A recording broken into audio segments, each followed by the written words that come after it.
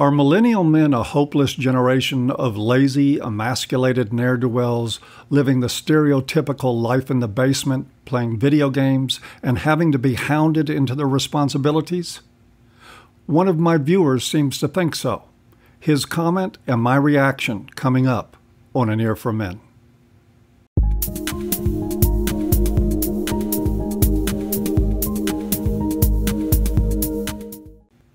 Hi everyone, Paul here. Welcome back. I did a recent video on men and man caves that touched on men's responsibilities to their relationships versus their responsibilities to their own interests.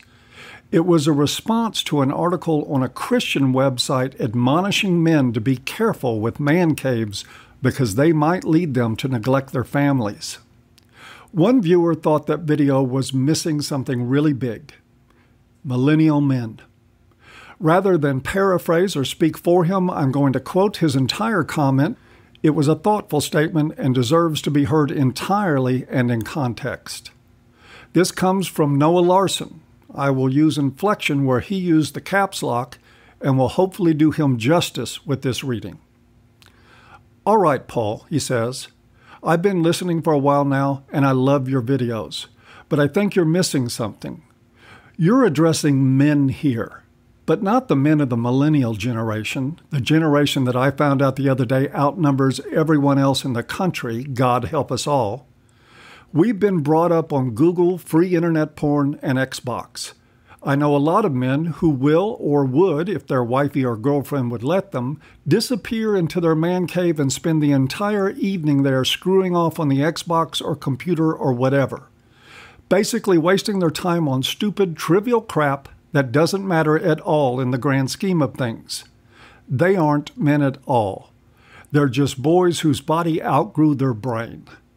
I know there is a drought of real men in our generation, and perhaps, just perhaps, these are the men this joker is writing to. Most of these idiots actually do need to be told to get off their ass and, well, hell, do something. It's not even just the fat, out-of-shape pieces of shit you're used to looking at and automatically figuring out that they're lazy pieces of shit. It can also be those who work hard and do a great job at work that then go home and veg out doing nothing at all. Their women complain that they're lazy and they don't help out around the house. And sometimes, to be fair, the women are right. Their women really do have to treat them like a child and tell them it's time to get a move on. You'll be late for work. Or put the Xbox away and come to bed. It's 2 a.m. I've known a lot of man-children like this, he continues. The women have had to assert themselves to have any kind of order and structure in the house. They've no sense of responsibility or duty to care for their house, car, yard, hell, even their wife or kids. A father does have a responsibility to teach his son how to be a man and to teach his daughters how a man should treat them. I think one of the fundamental flaws in our whole generation is our fathers tried to teach us how to be men, and our fathers did because they were men. But we just blew it off and set out to do our own thing. The allure of video games, instant gratification, and technology coupled with the sex sells bullshit is just too strong for these weak-minded milksops. That's why all things like this BS product plus zero effort equals results sells like hotcakes to these morons. Finally, Noah says, so I definitely appreciate what you're saying to those of us who are true men. Though I'm not at all saying that's your fault, just like with anything, you're going to have those dirtbags out there who take what you're saying and just run with it. Paul says I don't have to help you do anything, when that's not what you're saying at all. You're telling men to be men, not telling a man-child to continue being a man-child. You're reckoning us back to a day when, as Archie Bunker so eloquently put it, girls were girls and men were men. And I could not possibly agree more. End of quote. First, thank you, Noah, for your thoughtful comment. I've given it quite a bit of thought and I decided to respond. Let me start that by first saying, welcome, Noah, to the fatherless generations. We are now well into our second generation of men raised in a society where masculine influence in the lives of boys has been all but eliminated. From stripping dads from the home to demeaning all things masculine and ignoring the critical importance of fathers, we have set up young men to present exactly how you have described them in your comment. Let's consider how you describe their relationships with their wives and girlfriends, how they would draw into media and other asocial activities and only attend to the needs of others when harangued into it by their women. That precisely describes countless teenage boys in the homes of single mothers who ditch the father, alienate him from the home, and rob the son of the father's disciplining influence. Exceptions aside, Noah, fathers discipline and mothers nag. Where are these millions of boys supposed to go to for guidance? Their experience, if we're going to be fair to them, is that of a suddenly disappearing dad and then formative years spent hearing the father being berated and even hearing the mother say, "You're just like your dad." That would be the same dad that she has spent 10 years describing as a useless piece of shit who never cared about anyone but himself. The thing is, guidance, discipline, and mentorship is not something that most children seek out.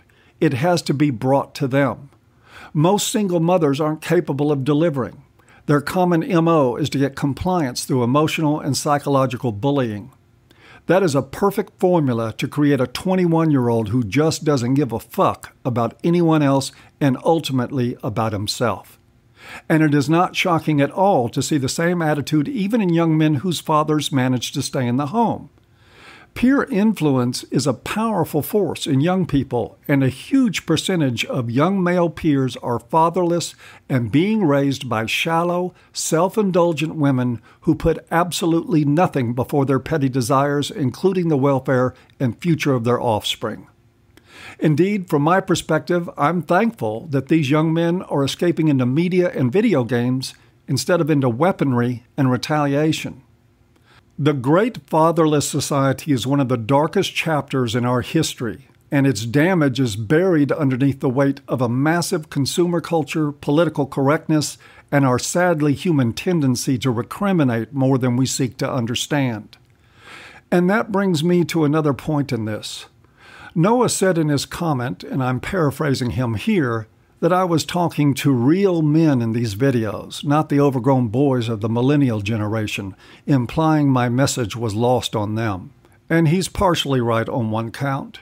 I am always pleasantly surprised to get a supportive email or a Patreon subscriber from the millennial generation. Truth tell, I would not blame a single one of them if they would not give me the time of day. Why? Because of all the supposedly real men who let this happen. Where were those real men when all this started happening in the 1960s and 70s? How many countless hundreds of thousands of supposedly real men folded like cheap suits when feminist influence and political correctness contaminated our schools, churches, courts, and governance? How many real men staged protests, organized opposition, or voted people out of office in order to protect the futures of their sons? How many of the real men showed up at PTA meetings and told teachers they did not want their sons to be treated like second-class citizens? How many of them are doing it now? How many fathers right now have banded together out of concern about what is happening to the young men who are disappearing from our college campuses? How many of them are drawing lines in the sand in their own homes saying they won't have their son attend a college that treats them like a potential rapist?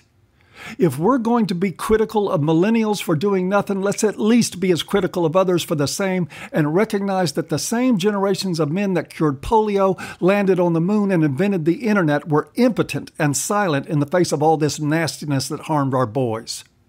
I'm sorry. If I'm going to define real manhood by courage and action, I'm not going to bestow that honor on men who would allow harm to their sons and brothers because they were too afraid of the disapproval of women. No way. No, Noah, and I mean this with all respect, the problem is not the millennial generation. It is the millennial generation that is now paying the price for the cowardice of the supposedly real men who came before them, and for the selfishness and neglect of their mothers. In terms of solutions, I have to admit I'm short on having a grand plan. I don't see how we get out of this mess, but I'm pretty sure it is not by sending these young men the same message that their mothers did, and it is not by standing idly by as their lives atrophy. For that part, my conscience is clear. In fact, doing something about this, at least as much as one poor man can do, is what my life is about. And I'm glad to say that there are others doing the same thing. My work is designed to inspire men to rethink themselves, and in doing that, to look far past the surface. It's easy and obvious to conclude that a young man needs more than video games and tech gadgets to have a fulfilling life. It is a lot more important to understand they were ushered into that place in life by weak and selfish parents. Feel free to attach the appropriate adjective to the corresponding parent. Society has pretty much destroyed the kind of family that would have helped these young men. In my opinion, it is up to us to provide them an alternative. I know YouTube channels, blogs, and even social movements like we are seeing in men right now are goddamn rotten and laughable substitutes for fathers and families. But at the moment, that is what we have. As they say, you go to war with the army you have, not the one you want. And that is it for another Talk at an Ear for Men. As always, I hope you've enjoyed, even if you haven't, and see you next time.